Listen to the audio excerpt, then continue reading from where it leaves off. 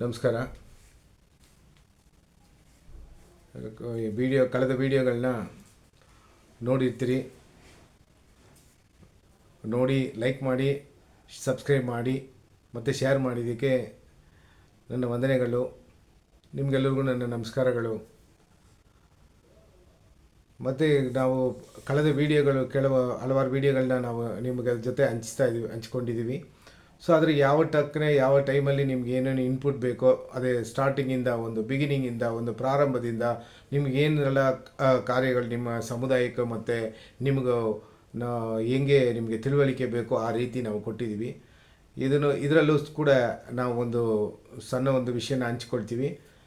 Human rights ಬಗ್ಗೆ ನೀವು community ಗೈಡ್ಲೈನ್ಸ್ಗಳನ್ನ ನೀವು ಹೆಚ್ಚಿನವಾಗಿ ನೋಡಿರ್ಬೋದು.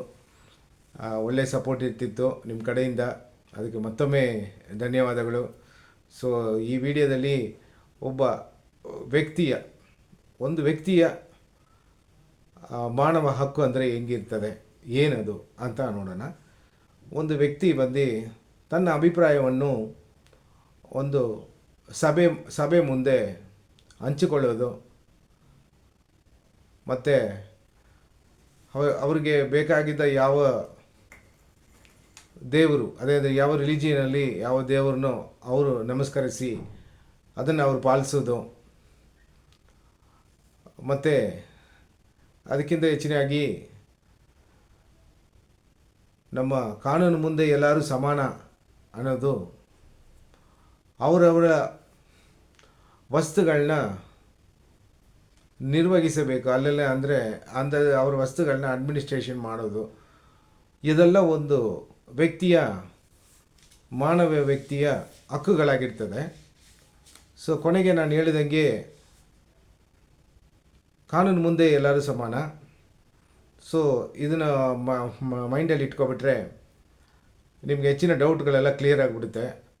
ಸುಮಾರು ಜನ ಈ ಕಾನೂನು ಬಗ್ಗೆ ಎಲ್ಲರಿಗೂ ಸಮಾನ ಅನ್ನೋದು ಗೊತ್ತಿಲ್ಲದೆ ಅವ್ರು ಯಾರ್ಯಾವುದು ತಪ್ಪು ಮಾಡಿದ್ರು, ಬೇರೆ ಯಾರೋ ಅವ್ರ ಹತ್ರ ಹೋಗಿ ಏನೋ ನಾವು ಚರ್ಚೆ ಮಾಡಬೇಕಾಗಿರೋ ವಿಷಯಗಳನ್ನ ಹಾಗಾಗಿ ಬಿಟ್ಬಿಡ್ತಾರೆ.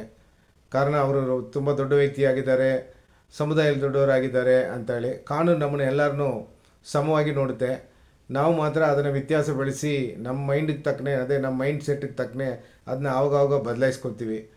ಸೊ ದಯವಿಟ್ಟು ಇದನ್ನ ಮಾಡಬೇಡಿ, ಈ ವಿಷಯಗಳನ್ನ ಪಾಲಿಸಿ. ಆಮೇಲೆ 1849ರಲ್ಲಿ ಹೆನ್ರಿ ಡೇವಿಡ್ ಥೋರೋ ಅನ್ನೋರು ಒಂದು ದೊಡ್ಡ ಪುಸ್ತಕವನ್ನು ಬರೀತಾರೆ. ಆ ಪುಸ್ತಕ ಮಾನವ ಹಕ್ಕುಗಳ ಪುಸ್ತಕವಾಗಿರ್ತದೆ ಫಸ್ಟಾಗಿ. ಸೊ ಅದಕ್ಕೆ ಅವರು ಮಾನವ ಹಕ್ಕುಗಳ ತಂದೆ ಅಂತ ಕರೀತಿದ್ದಾರೆ. ಮತ್ತು 1948ರಲ್ಲಿ ಯುನೈಟೆಡ್ ನೇಷನ್ಸ್ ಅವರು ಎಲ್ಲ ದೊಡ್ಡ ದೇಶಗಳೆಲ್ಲ ಒಟ್ಟಿಗೆ ಸೇರಿ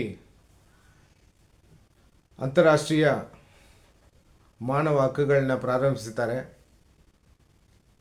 ಡಿಸೆಂಬರ್ 10ನೇ ತಾರೀಕು ಅದನ್ನ ಪ್ರಾರಂಭಿಸಿ ಬೇರೆಯವರಿಗೆಲ್ಲ ಮಾನವ ವ್ಯಕ್ತಿಗಳಾಗಿದೆ ಎಲ್ಲರಿಗೂ, ಎಲ್ಲ ದೇಶಗಳಲ್ಲೂ ಎಲ್ಲರಿಗೂ ಸಮವಾಗಿರಬೇಕು ಅಂಥೇಳಿ ಒಂದು ಪ್ರಕಟಣೆ ಮಾಡಿ ಡಿಸೆಂಬರ್ 10ರ ಅಂತಾರಾಷ್ಟ್ರೀಯ ಮಾನವ ಹಕ್ಕುಗಳ ದಿವಸ ಅಂತೇಳಿ ಆಚರಿಸ್ತಾರೆ.